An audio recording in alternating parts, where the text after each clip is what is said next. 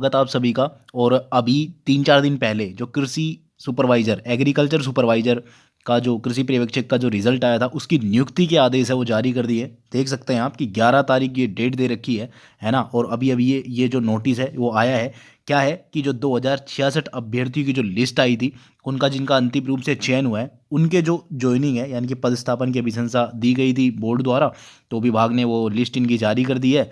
तो और इसमें लिख भी रहा है प्रॉपर कि 2 साल तक ये 14,600 जो अमाउंट है वो पे करेंगे इनको, ट्रेनीज़ को, ठीक है। तो अभी देख लेते हैं लिस्ट ये प्रॉपर तरीके से जो दी गई है ना, उसमें पूरा बताया गया है।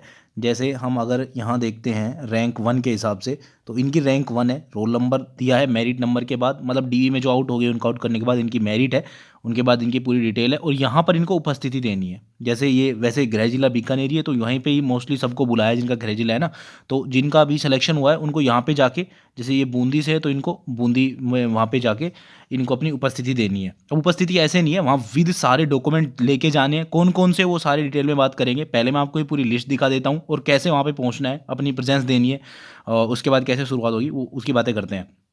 तो ये दोस्तों पूरी लिस्ट है।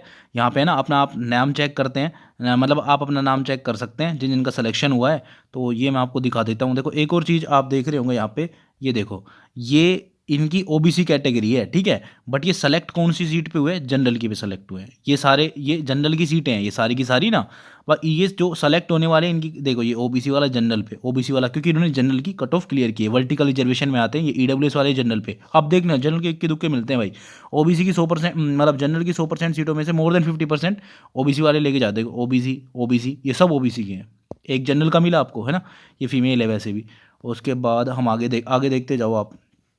ये सब ये ओबीसी वाले जनरल पे, ईडब्ल्यूएस जनरल पे, OBC OBC OBC OBC OBC OBC, ये सब मतलब जनरल की सीट पे सेलेक्ट है। आप खुद देखते जाओ। एक इसमें जैसे ये एससी की पोस्ट है, वो भी जनरल पे सेलेक्ट है। बाकी ओबीसी ओबीसी ओबीसी ये सब जनरल पे सेलेक्ट है ना।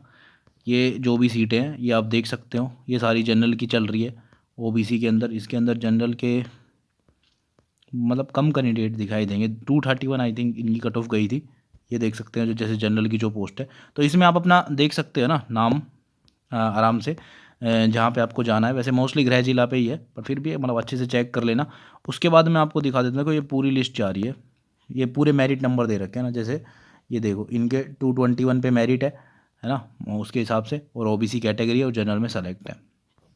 चलो हम सीधा पहुँचते हैं कि अब आपको कैसे उपस्थिति देनी है। ये सारी लिस्ट के बाद ये पूरी, यहाँ पे पूरी लिस्ट है जैसे ना। अब ये कैटेगरी चालू हो गई है, ये सब अपनी कैटेगरी में सेलेक्ट है दोस्तों। ये देखो, ये जो एसटी का बंदा है एसटी में सेलेक्ट है ना, ये अपनी कैटेगरी में सेलेक्ट है सब। ये इनकी मेरिट भी दी हुई है। आगे चलते हैं तो आगे आप देखते जाओ, इसमें पूरी लिस्ट में पता चलेगा आपको। यहाँ से ये देखो, ये भी जैसे ओबीसी में एक्स सर्विसमैन है तो वो ओबीसी की सीट पे सेलेक्ट है ना। ये ऐसे है, जैसे ओबीसी में विडो कैटेगरी है, अभी एसटी में डाइवोर्स है, वो एसटी में सेलेक्ट है। तो इनके मेरिट नंबर के हिसाब से आई है ना ये लिस्ट, कि जैसे मार्क्स जिनके जिस हिसाब से थे तो उसमें अरेंज हो गए। बाकी सीट है ये देख सकते हो आप। अब ये सब एक्स सर्विसमैन, विडो कैटेगरी जो स्पेशल कैटेगरी है, उनके भी जो स्टूडेंट है वो सब है। चलो ये सब खत्म हो गया। अब मैं आपको बात करता हूँ कि करना क्या है। देखो, आप जिनका भी सिलेक्शन हो गया, अब उनको करना क्या है। पहले तो ये आपके लिए नोटिस कुछ बता रखे हैं कि ये जो नियुक्ति है ये अस्थायी है। पता है आपको, 2 साल मतलब अपनी प्रोविजनल चलता है, 2 साल मतलब ट्रेनिंग पीरियड है, उसके बाद फाइनल हो जाएगा। इसके अंदर ये बता रखा है कि आपको उपस्थिति जिस दिन जाओगे ना, मतलब डॉक्यूमेंट लेके, उस दिन से आपकी तारीख से स्टार्ट हो जाएगी ज्वाइनिंग डेट। उसके बाद आपको इस दौरान महंगाई भत्ता और बाकी जो भत्ते होते हैं ना, किराया भत्ता है, 4 AD है, वो कुछ नहीं मिलता। साल में एक 15 दिन की छुट्टी मिलती है। 15 दिन भी लगातार नहीं, वो महीने में एक बार डिवाइड हो जाती है, यानी कि 15 छुट्टी, 12 महीना, तो महीने में 1 डेढ़ छुट्टी इस तरीके से बनती है। तो यही होती है यार, आपको पता होगा ट्रेनिंग पीरियड में थोड़ा कम ही मिलती है छुट्टी, पर 2 साल बाद फिर पेमेंट भी बढ़ती है हर साल। इसमें हर साल पेमेंट भी नहीं बढ़ती, कि मतलब 2 साल तक, तो उसके बाद आराम से सब कुछ बढ़ता है। और जो डेट ऑफ बर्थ है वो 10th के हिसाब से, वो आप चेंज नहीं कर सकते। उसके अलावा हम बात करते हैं आपको, मतलब वही सब चीज़ें आपको मोस्टली मैं इंपॉर्टेंट बता रहा हूँ आपको। ये पढ़ लेना आप, है ना। हम बात करेंगे कि आपको अब उपस्थित होना है वहाँ पे। ये देखो 16 नंबर पे क्या लिख रहा है कि जो ट्रेनिंग के रूप में जो अभी स्टूडेंट लिए गए हैं, इनको वहाँ पर उपस्थित होना है। तो ये दस्तावेज प्रस्तुत करने होंगे, ठीक है। आपने डीवी करवाया होगा, मोस्टली वही है। पहला ही देख लो आप। पहला ये है कि जो पुलिस द्वारा जारी पूर्वाचरण प्रमाण पत्र, ये सर्टिफिकेट की जो मूल मतलब मूल प्रति है वो लेके जानी है, संबंधित जिले के पुलिस अधीक्षक कार्यालय द्वारा जारी हो। पहली चीज ये हो गई है, ठीक है। उसके बाद स्वास्थ्य प्रमाण पत्र, ये वाला राजस्थान सेवा नियमों के अधिक स्वास्थ्य प्रमाण, आप ये स्वास्थ्य प्रमाण पत्र का जो फॉर्मेट है वो नीचे दे रखा है, ठीक है। वो किसी भी सरकारी डॉक्टर से बनवा लेना, मैं नीचे दिखाऊंगा आपको, फॉर्मेट सारे दे रखे हैं इन्होंने। उसके बाद जन्म तिथि के लिए वही 10th की मार्कशीट चल जाएगी, सेकंड की है ना। उसके बाद शैक्षणिक योग्यता, जैसे मतलब अब इसमें क्या वो होता है, जैसे 12th बेस है, बी ए या ग्रेजुएशन बेस है, तो उन सब की मार्कशीट आ जाती है। वर्क के लिए फिर वही कैटेगरी का आ जाएगा, ओबीसी, एससी, एसटी, है ना, वो वाली चीज़ें, ईडब्ल्यूएस वाला। मूल निवासी यानी कि राजस्थान का जो अपना डोमिसाइल सर्टिफिकेट है यानी कि मूल निवास, वो चलेगा। जिसका विवाह हो रहा है तो उसका फिर मैरिज सर्टिफिकेट। दहेज ना लेने वाला अब चलेगा, दहेज ना लेने वाला पहले नहीं मांगा हुआ, अब मांगेंगे। तंबाकू वाला कि तंबाकू सेवन नहीं करेंगे, ये वाला, ये सब फॉर्मेट नीचे मिलेंगे आपको, देखना। ये संतान वाला, संतान संबंधी।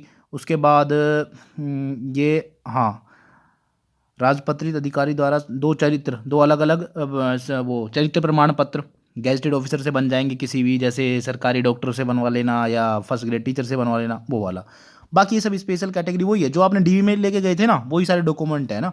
ये जैसे विधवा कोटे से कोई है तो उनके पति का मृत्यु का प्रमाण पत्र, पृथकता कोटे से है तो उनके लिए ये चीज़ है, मतलब ये सारी चीज़ें, भूतपूर्व सैनिक के लिए पीपीओ की कॉपी वगैरह, ये सब चीज़ें है ना, मतलब ये सब लिख रहा है इसमें।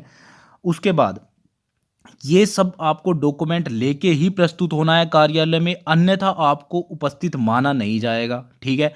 और इनमें से अगर कोई भी डॉक्यूमेंट आपके पास नहीं होता है तो आपके जो नियुक्ति के आदेश है उसको निरस्त समझा जाएगा। वैसे सबके पास डीवी, तो डीवी करवाया है तो डॉक्यूमेंट तो सबके पास है ही, बट फिर भी क्या होता है यार कि एक बार और करवाना पड़ता है, वो ना, विभाग के पास डिटेल चल जाती है, बस और कुछ नहीं है। अब आपको करना क्या है कि ये आज लिस्ट जारी हुई है 11 तारीख को, 30 दिनों के अंदर, 30 दिनों के अंदर पहुंचना है, वरना ये निरस्त मान लेंगे। ये लिख रहा है 19 नंबर पॉइंट पे कि इनको आदेश प्रसारित होने के 30 दिन की अवधि में संबंधित कार्यालय में उपस्थित प्रस्तुत करना अनिवार्य होगा, नहीं देने पर नियुक्ति आदेश स्वयं निरस्त समझे जाएंगे। तो अपन तो क्या है, 30 दिन का वेट कौन करेगा, जल्दी जल्दी जाओ करवा लो अपना। उसके बाद आपके जो अलग से ये ट्रेनिंग का दे रखा है, फील्ड प्रशिक्षण के लिए संबंधित कार्यालय में उपस्थित होने के बाद अलग से फिर पद स्थापन वगैरह के जो रिक्त पद के हिसाब से जारी करेंगे आदेश, वो अलग चलता रहेगा। अभी तो आप अपनी ज्वाइनिंग का हिसाब देखो, ये पूरा फॉर्मेट यहाँ कवर हुआ है। उसके बाद ये देख लो आप, ये आपका स्वास्थ्य प्रमाण पत्र बन जाएगा, इस फॉर्मेट में बनवा लेना मेडिकल, बाकी तो सारे डॉक्यूमेंट आपके पास होंगे ही। नीचे नीचे ना इसमें साइन और सील करवा लेना, यहाँ वो साइन सील लग जाती है डॉक्टर साहब की। उसके बाद ये दहेज वाला है, ये दहेज ना लेने वाला प्रमाण पत्र, ये अब चाहिएगा, पहले नहीं मांगा होगा। उसके बाद आप आ जाओ स्वय घोषणा वाले पे, ये तंबाकू वाला है ना, कि तंबाकू वगैरह सेवन, वो वाला सिस्टम है। उसके बाद आप यहाँ पे आ जाओ, ये संतान संबंधी घोषणा है, उनके बारे में डिटेल देनी है, पता ही आपको 2 से ज़्यादा तो मतलब होते नहीं है इसमें।